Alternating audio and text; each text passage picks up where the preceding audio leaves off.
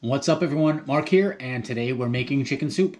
So chicken soup is a great way to use up leftovers. I've pointed out before that things like carrots and celery, if you're not going to use them and you think they're going to go bad, go ahead and chop them up and freeze them, and then you have them for things exactly like this. We're going to start with cooked chicken, as we usually do with these recipes. Cooked chicken is easy enough to come by and inexpensive enough. Plenty of places, supermarket, if you get dinner from the rotisserie chicken place, even if you're not ordering rotisserie chicken, chances are you'll see a checkbox or a link to add a rotisserie chicken for some obscenely cheap amount, like a dollar or $1.99. Do it, take it, break it down, pack it tightly into a container, and freeze it if you're not going to use it. And again, you have it for something just like this. So before we get started, I want to thank you all again for continuing to watch my videos and support the channel. Please give the video a thumbs up and subscribe if you haven't already. Click the red button down below or the watermark in the corner. And when you do, make sure you hit the bell icon so you get a notification every time I have a new video out. All right, let's get started. All right, so for our ingredients, we have 1 onion chopped. We have 8 cups of chicken broth, 3 carrots, 3 ribs of celery, 3 cloves of garlic chopped. I'm using, yes, the jarred stuff. I'm out of fresh garlic. 3 sprigs each of thyme and parsley, and 1 bay leaf. And I'm just got these tied together with some kitchen twine, and we're going to hang that over the side of the pot while the soup cooks. Salt and pepper to taste. Of course, 3 or 4 cups of pre-cooked chicken. I've said it before, I'll say it again. The pre-cooked rotisserie chickens at the supermarket are the best, generally cheapest, best bang for your buck source of pre-cooked chicken for something like this. Same thing goes for the chicken pot pie. If you haven't seen that recipe, check it out. But pre-cooked chicken is so much easier. You can absolutely cook it yourself. You can cook the chicken in the soup while the vegetables cook if you like. Just know that you'll want to check it, every 15-20 minutes and moderate the temperature. Just make sure you don't overdo it, and pull it out. Throw it on a plate and check it with an instant read thermometer. Make sure that the chicken has reached temperature, and you will probably also have to skim off some scum and some fat if you go ahead with cooking the chicken in the soup. But again, it can be done. The only thing I would caution you is if you use something like just white meat, like boneless, skinless chicken breast, just be particularly careful there. Those can overcook very easily, become kind of tough and tight. So, just make sure that you're really careful with that. Cook it at a little bit lower temperature. Don't quite bring it to a boil yet, and, pull it out, check the temperature, and when it's done, pull your chicken out, cover it, set it aside. When it's cool enough to handle, you can shred it up and get it ready to throw back in.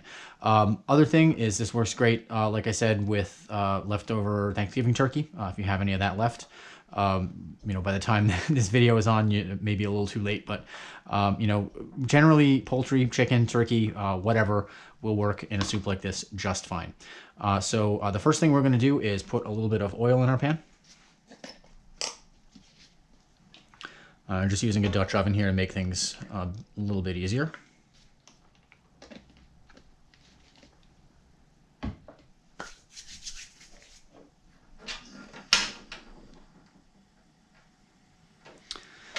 And we're going to get this heated over medium heat.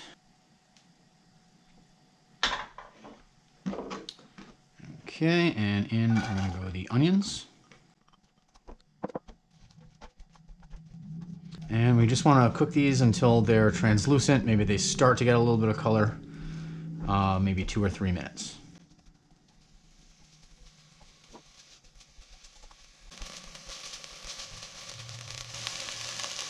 And while these cook, we're going to season them with a little bit of salt and pepper.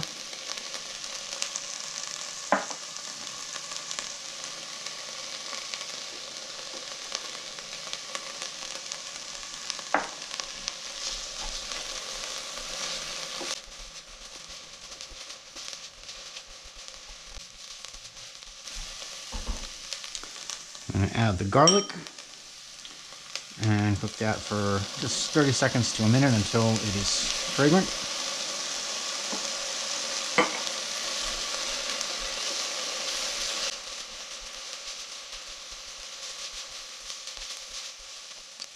Okay, and now we want to add all of our chicken broth.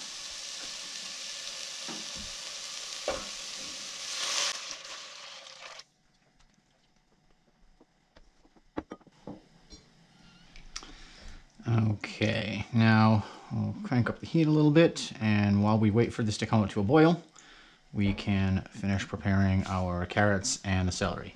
So the celery, I'm just gonna split each rib roughly down the middle. Don't have to be all that exact.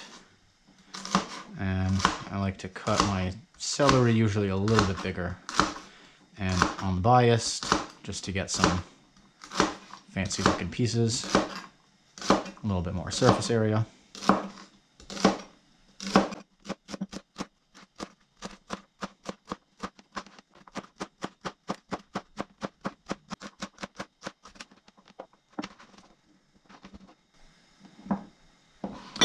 Now, as far as the carrots go, these are what's going to take longer to cook. If you like firmer carrots, then that is just fine. But I'm going to cut these in half lengthwise and slice them up thin, just to make sure they can cook in a reasonable amount of time.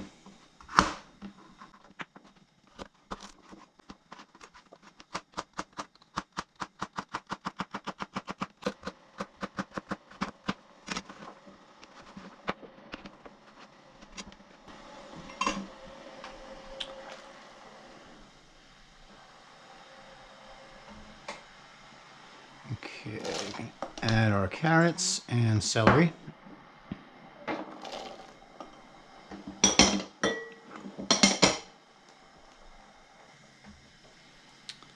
And our tied up herbs. And I like to use a little magnetic thing here just so that I can kind of clip it to the outside. And once this reaches a boil, we are going to reduce it to a simmer and let it go for a good 30 minutes or so, just until the vegetables are cooked to our liking. And then we will get ready to start cooking our pasta. Okay, so the soup is coming along nicely. The vegetables are cooked almost perfectly. I've removed the herbs and I'm bringing it back up to a boil to get ready for the pasta. But to make the pasta a little bit more special, we are going to toast it in a little bit of butter before we add it to the soup. My favorite pasta for this, my favorite pasta for soup in general, is pastine. Pastina or pastine. It's basically little itty bitty tiny stars. They're just perfect for soup. They have a nice body to them. They absorb some of that nice flavor from the broth or whatever you put them in. And in this case, they're going to have a little bit of a toasty, nutty flavor just from being cooked a little bit in the butter. So we're going to first melt our butter.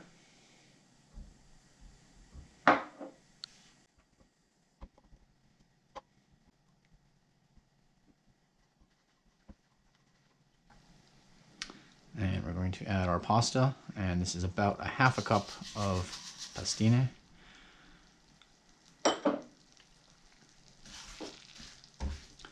Would be about the same-ish for orzo, I think. It's going to vary depending on the type of pasta you use. Egg noodles are also good in chicken soup or chicken noodle soup. I usually like to use the smaller noodles. They're usually labeled dumpling, which are small little kind of wavy squares.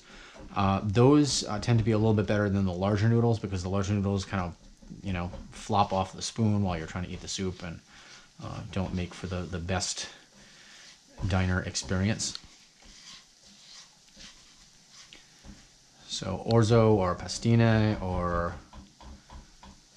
yeah, that's about it. Sometimes rice is good in a soup too, but that's a whole other video.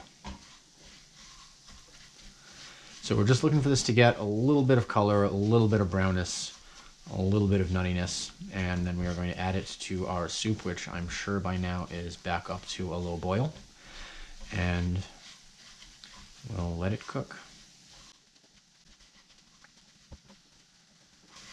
Just make sure this is being stirred constantly because it will very quickly, as all things toasted in butter, overcook and go from perfect to disaster. see, we're already starting to get some little blobs of color.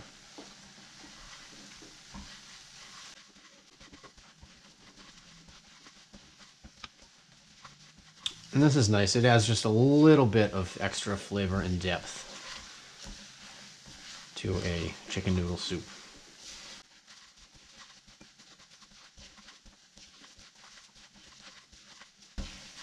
Okay, I think that is good. We're going to kill the heat and we're going to go add this to our soup, which, as I said, it should already be boiling. And this will take about 6 or 7 minutes to cook through. All right, we are in the home stretch. Just turn the heat down, or turn the heat off a minute ago. Pasta is cooked.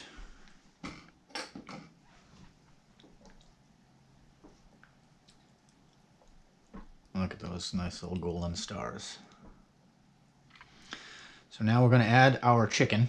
The soup is still extremely hot. The chicken is actually cold because it's been in the refrigerator. That's fine. The kind of happy side effect is that it will cool the soup a little bit while it heats the chicken.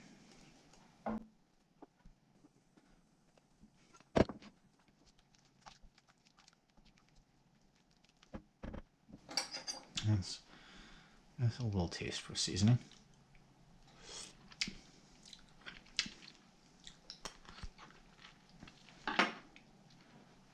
Just a little more salt and pepper.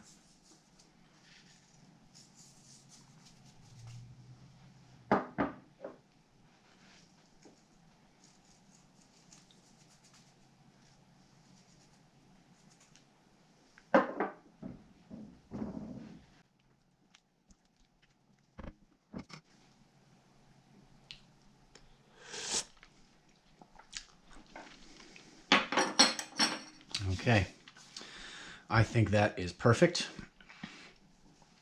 It is time to get this into a bowl.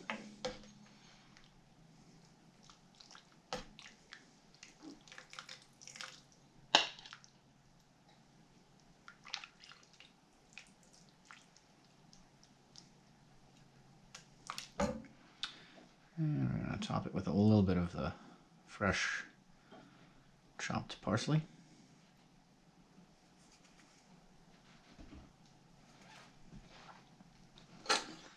And let's give this a try.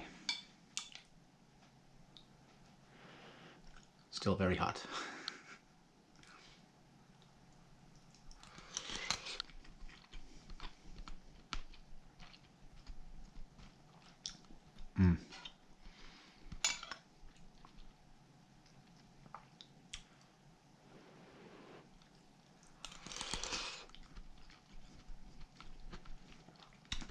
Vegetables are cooked perfectly.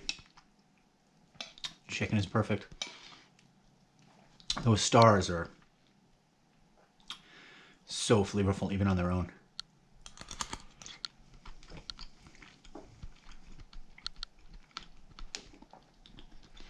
And that toasted pasta just soaked up so much flavor. Wow, this is delicious. All right. Dinner time. Thanks for watching, everyone. Give the video a thumbs up if you like it. Try the recipe out. Tell me what you think down in the comments, and we will see you in the next one.